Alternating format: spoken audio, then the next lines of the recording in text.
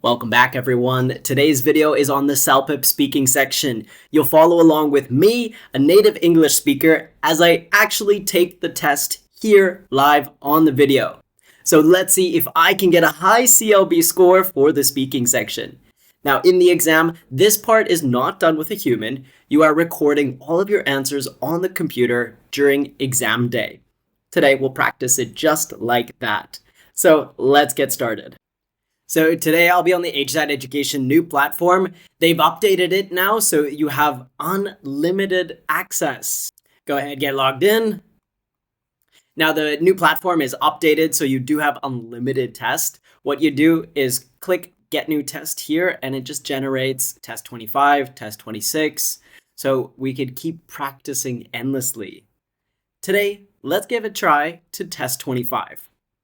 Now, in the CELPIP exam, the first question asks you to talk about your best friend. I already have 21 seconds left to prepare, and then I have to speak for 60 seconds. So on the platform here, it does record you and it times you just like the exam. 10 more seconds to start thinking, and then we'll get started. Talk about my best friend. Start speaking now. Today, I would like to talk about one of my best friends. He's someone who I like to hang out with often. However, recently we moved to different cities. A few years ago, we would see each other every weekend. He's quite a nice guy. He's very friendly, open-minded, and he's also quite adventurous. We have a lot of things in common because of this. But then I moved to a different city. So our friendship now looks different. I often have video calls with him, and that helps to build our relationship to keep it maintained. But it's much different now because we don't see each other every day. I like him because he's a genuine person, he's creative, he's very honest as well, and these are values I like to see in a person. Okay, that captured my answer. Good. Now we're going on to question number 2. Okay, question number 2. Again, I have 60 seconds. This is when we are giving advice. Your friend is struggling to prepare for upcoming final exams and feels overwhelmed. Provide practical advice about effective study methods, managing time wisely, and remaining calm. Good, I have 3 things there. Explain how to break down the workload, prioritize tasks, and maintain motivation throughout the exam. It's a lot. 1.5 minutes for speaking. Start speaking now. Hey friend, I know you have your exams coming up soon, so I would like to share some advice because I finished my exams last month. After a lot of research, there are 3 important things that you should do to get more ready and prepared for your exams. Firstly, I think that you should write down your notes in a very organized fashion. The process of writing things down acts to help you memorize something. The second thing you should do is create a study plan.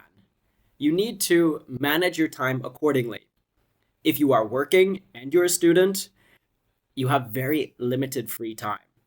So make a study plan, a schedule, and remember to stick to it. Always adhere to the schedule. When you enter the exam, it's very important to remain calm. Try not to do any last-minute cramming. Don't study 1 hour before the exam. That doesn't actually benefit your memory. Before the exam, just remain calm, have a coffee, relax, do some meditation. That'll put you in a better mindset before you enter the exam.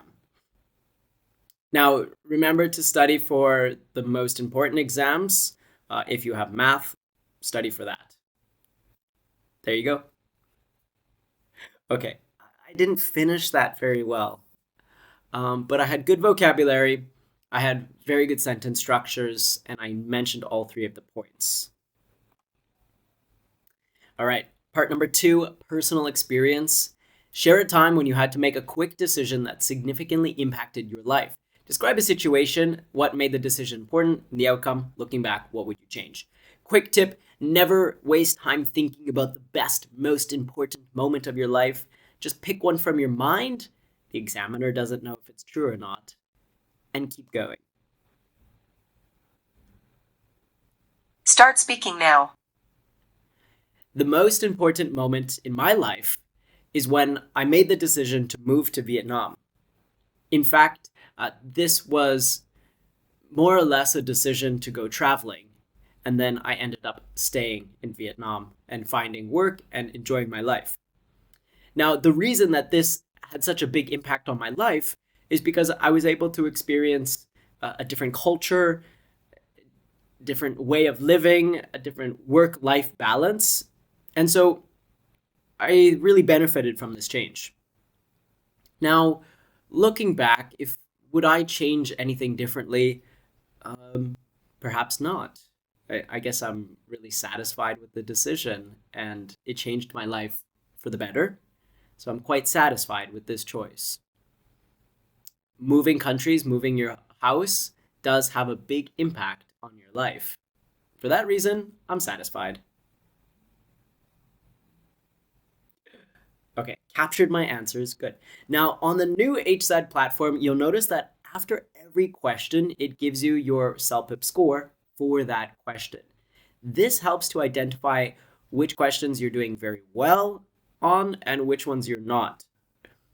This one, I know I didn't do very well. A 6.0. So it gives me things about lacking detail, lacking urgency, using some phrases, but I need more precise phrases. My rhythm was flat. Come on now. And does not address the description. I was vague and I did not clarify what decisions need to be made quickly. Okay, good feedback, good feedback. Let's go to the next question. At the end, we'll get an overall score. Here we're going to describe a picture. So the person we are describing it to cannot see the picture. So we will tell them, what do you think will happen next? Two things. Describe the picture. What do you think will happen next in the picture? 10 more seconds to prepare. So I'll zoom in here closely. You can see there are people at the coffee shop, but let's wait till the time begins. Start speaking now. In this picture, I can see the setting or the location is a coffee shop. It's a very eclectic coffee shop because of the paintings on the wall. There is one barista. He is making the coffee with a nice coffee machine. Perhaps it's Italian. And there looks like there is one more server and 2 to 3 guests sitting on stools talking to the coffee shop barista. It looks very enjoyable. It's the middle of the day. The sun is shining through the window. Everyone is smiling and having a fantastic time enjoying their espresso or latte. I would say that next in this photo, the women will finish their coffee and leave, and then there will be some more customers coming. The barista will finish making the cup of coffee and hand it to the woman. That's the end of my speech. Okay, I think that was a little bit better, but I didn't give myself enough time to say what will happen next. That answer was an 8, much better. Okay, I'm more satisfied with that. Let's continue to the next one. Now, in part number 5, we're going to focus on what will happen next in this picture. Same picture, but we need to predict the future. The best advice here is to only focus on what logically or realistically can happen. Don't try to include anything outside of the picture. Focus on the subjects here. Start speaking now. Now, in this picture, what I think will happen next is the typical events within a coffee shop. The barista will finish making the cup of coffee. He will hand it to the woman who is waiting patiently and staring at him. Both women will chat about their day, they will share stories, then they will finish their coffee and perhaps go home or go to work. Throughout the day, I think more people will come into this coffee shop. I assume it's either very early in the morning or late in the evening because the sun is shining through the window, and that tells me it's the sunrise or sunset time, period of day. So if it is the morning, more customers will arrive. If it is the evening, well, perhaps they will close soon because coffee shops typically close at 6 p.m. and they'll start a new day tomorrow. Nice. This one was a 10. Okay, I felt confident about that. I had vocabulary, sentence structures. Amazing. This is all going to add to my overall. 1 minute to prepare. Here we have two images, two scenarios. We need to pick one. On the next page, we are going to be defending our choice. Imagine your company is giving you the freedom to choose where you want to work to boost productivity. You are deciding between working from home or using a co-working space. So choose one and explain the advantages and the disadvantages of both. Very important. Discuss both. I am going to choose working from home, and it'll take me to the next page in 30 seconds. Here, working from home, I'm only going to focus on the information on that side. No commute, flexible schedule, potential distractions, may feel isolated. You'll see they have pros and cons. For now, don't worry about the co-working space. You will not have to talk about that. Only think about working from home. Now, your manager insists on traditional office structure to ensure better teamwork. Convince them that the option you've chosen is more beneficial. See, remember, now I don't need to talk about co-working space. We're just comparing working from home or traditional office. It's very, very important that you discuss the pros and cons, the advantages and disadvantages of both sides. We're going to use transitional words like however, but, in contrast, although. That will show that we can talk about option A. Option A is good because. However, option B might benefit me because. Or option B is good. However, option A is better. Like that. Let's have some thinking time. All right, time to begin. Now, boss, I thank you for the option to choose which location I would like to work in. Now, I do prefer working from home for many reasons. Most importantly, it gives me more time to spend with my family because I don't have to commute to work. In addition to that, working from home provides me the luxury of a flexible schedule. And you and I both know that is something that I value in my workplace. While working at the office gives me more face-to-face interactions, more personal time with our employees, I do feel like it won't benefit me at home because I will have too many distractions at work. I'm not interested in the daily commute, and while many people might be okay with this, for me, it's just not suitable. For that reason, I would like to work from home. I didn't manage my time very well there. I should have focused more on the pros and cons. And then I ran out of time, so I didn't get to properly finish that speech. Watch the clock accordingly. And it reflects that was just a 7. Task fulfillment. Yeah, I did not fully address the task. I ignored the advantages and disadvantages. Understates. Yeah, okay. 7. Let's go to the next. All right, 30 seconds. You are planning a weekend getaway and you have two appealing options. Option 1 is a beach resort with stunning views, while the other is a vibrant city with cultural experiences. Choose one. Again, don't waste time. I'm choosing the beach. Discuss why you would choose the beach or the resort. We're looking for persuasive vocabulary, things to deal with, like using advantages of something. So persuasive. Start speaking now. I am planning a good getaway to the beach. The reason that we're going to choose the beach location is because it offers a far more relaxing and rejuvenating holiday compared with the city. In my opinion, traveling to the city can be hectic.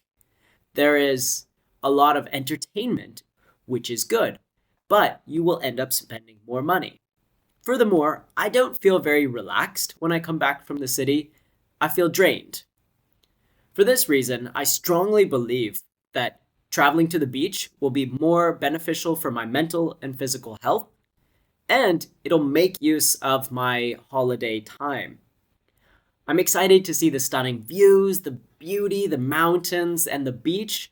This is something that our family can really benefit from and enjoy comfortably. All right, I thought that was okay. Let's see what the AI score gives me. Um, I could have used bigger vocabulary words. I used like rejuvenating, make use of my holiday, which is some good idiom phrases. Eight. All right, not a 10, but it's an eight. I need stronger sentence structures. Could be more fulfilled. I gotta work on task fulfillment, providing a more balanced demonstration. Okay, next part.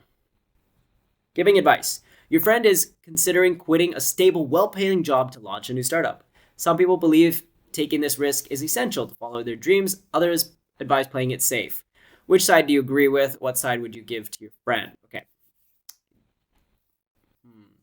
So we are using strong vocabulary, adverbs of certainty, like you must, you ought to, you should. We want to use persuasive, strong language. Make your opinion very clear. So your options should be clear. And if you're in my case, I need to work on task fulfillment. So I'll read the task again. Start speaking now. Hey friend, I recently heard that you want to start a startup. You want to build your own company. I think this is a fantastic idea, and I purely motivate you into choosing this option for many different reasons. First of all, risk is inherent in every career. Therefore, I think taking a risk that it aligns with your values and your dreams will benefit you. Furthermore, if your business takes off and it succeeds, then you will have a far greater potential to earn a substantial amount of money. Whereas if you stay working in your secure job, you will have financial security, but you'll never become extremely wealthy. And you will lack control over your own schedule because you will be a part of a corporate office. Now, I really believe that you and many other people should start their own business if they have a good plan. And as I know, you have a strong capacity to start your own business, you have enough investment that you can start it up, and you also have the educational background as you have an MBA. So I truly believe that you would be fit for starting your own job, your own career, and your own company. So I support you. That was a little bit choppy. I paused. I had too many awkward pauses there. Vocabulary was okay, but it didn't sound very fluent. Let's see. All right, an eight. An eight. That's okay. Did I get task fulfillment? Doesn't thoroughly explore both sides. It doesn't discuss potential risk.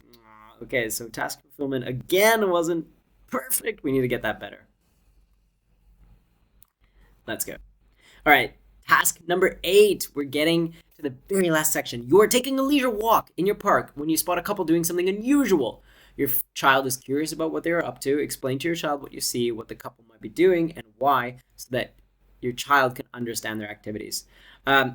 Describing an unusual situation requires you, as an English speaker, to elaborate, to explain things that are difficult to explain. Start speaking now. Hi, child. Thanks for asking me about what these people are doing. What I believe that this woman is doing is practicing her ballet for a recital. But it's not just a normal ballet. I believe that her dog is part of the performance. Now, child, it's really important that when you want to succeed at something, you must practice, practice, practice. And don't worry if people are judging you or have opinions of you. You have to be courageous and strong to practice your hobbies in a public setting. It looks like she is a professional. I can see that she is dancing very well. So if you want to follow your dreams and you want to do something outrageous and different, don't worry about what people think. Practice in the park. Have your dog join you so you can succeed and become better. Okay, that was all right. That was all right. Let's see my final score, and then we will get a detailed analysis on how I could improve. Now, I'm not surprised, but my overall CELPIP score was 8. I was really hoping for something higher, but I had one question that was a 6, and that would bring down my entire score. So, content, coherence, some of it was good. Broader lesson about activity of the child. My task fulfillment, yes, it lacked depth describing the couple's actions. Okay, let's go and check out my detailed analysis. Now, the detailed analysis is where I would focus the most if I was taking the test. It gives me a summary of my strengths, pronunciation, fluency, good, I hope so, I'm native English, areas to improve on with content, detail, variety and intonation, as well as vocabulary expansion. I agree. I think I could have used a lot more vocabulary, perhaps more intonation, and elaborate more, use more detail. But the most important thing I can see here is my 2-week action plan. So if I was getting ready to take the exam, I would narrow down into this action plan. Follow it very carefully. So day 1, choose a simple daily event to describe. Week 2, start role-playing. Give a short speech or presentation on a topic. So it really gives you step-by-step instructions on how to develop your English speaking. And you can go ahead and do this for the speaking, writing, reading, and listening, and then you'll have a 2-week study plan for all 4 areas. And it leaves us with a motivational message. So today we went through the speaking exam for CELPIP on the new HZAD education platform. If you found this video helpful, or if you're taking the exam soon, make sure to subscribe to our channel, like the video, and just follow us for more content so you can stay up to date with the CELPIP exam. Thank you. I'm Scott from HZAD Education, and I'll see you in the next one. Bye-bye.